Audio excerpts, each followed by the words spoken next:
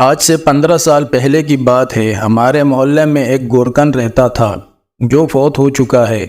نام محمد یوسف تھا۔ مضبوط جسم اور بڑی بڑی آنکھیں جن میں نور ہی نور بھرا ہوا تھا۔ ایمان اس کے چہرے سے چھلکتا تھا۔ بارش چہرہ اس کی ایک ہی روٹین تھی۔ صبح گھر سے نکلتا اور شام کو قبرستان سے واپس آتا تھا۔ ہمیشہ راستے کے ایک طرف ہو کر چلتا تھا اور کسی کی طرف بری نظر سے نہیں دیکھتا تھا۔ ایک دن محلے کے پڑھے لکھے لڑکے اکٹھا ہوئے اور یوسف سے کہنے لگے کہ آپ کی ساری زندگی قبرستان میں گزر گئی ہے، ہمیں کوئی واقعہ سنائیں۔ یہ سن کر یوسف سنجیدہ ہوا اور کہنے لگا، آج مجھے 27 سال ہو گئے ہیں، میں قبریں بنا رہا ہوں۔ میرے ساتھ ایک ہی واقعہ گزرا ہے۔ گرمیوں کی دوپہر تھی، کچھ لوگ میرے پاس آئے کہ بابا جی قبر بنانی ہے۔ میں نے پوچھا کہ آدمی ہے یا عورت، تو انہوں نے بتایا کہ عورت کرنٹ لگنے کی وجہ سے فوت ہو گئی ہے۔ وہ لوگ یہ کہہ کر چلے گئے۔ میں عموماً اکیلا ہی قبر بناتا ہوں۔ میں نے سخت گرمی میں قبر بنانا شروع کر دی۔ دوپہر 2-2:30 بجے تک قبر مکمل ہو گئی۔ قبر کو فائنل ٹچ دینے کے لیے میں نے قبر کے اندر کدال ماری تو مجھے ایسی آواز آئی جیسے کوئی شیشے کی چیز ٹوٹ گئی ہے، اور بس پھر خوشبو ہی خوشبو پھیل گئی اور قبر ٹھنڈی ہو گئی۔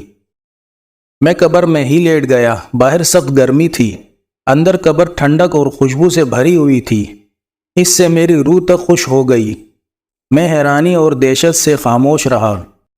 مغرب کے بعد جنازہ آ گیا۔ عورت کے ورثاء نے اسے دفنا دیا اور چلے گئے، مگر میرے اندر تجسس بھرا ہوا تھا کہ اس عورت کی کون سی نیکی ہے جو اس کو اتنا بڑا انعام ملا ہے۔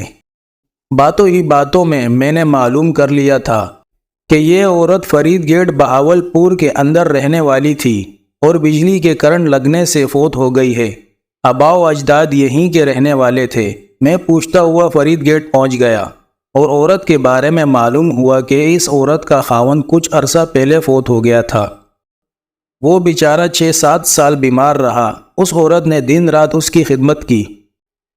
خاوند کی شدید بیماری کے باوجود اس کے ساتھ بے وفائی نہیں کی اور دل و جان سے اس کی تیمارداری کرتی رہی۔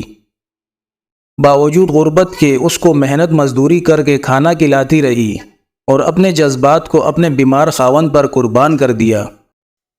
جو لوگ اللہ تعالیٰ کی رضا کی خاطر بے لوث انسانیت کی خدمت کرتے ہیں اور اپنی راتیں بھی اللہ کی راہ میں جاگتے ہیں، انہی لوگوں کے بارے میں اللہ تعالیٰ نے فرمایا ہے کہ میں ایسے ایسے انعامات دوں گا کہ جس کو کسی آنکھ نے نہ دیکھا اور کسی نے تصور بھی نہیں کیا۔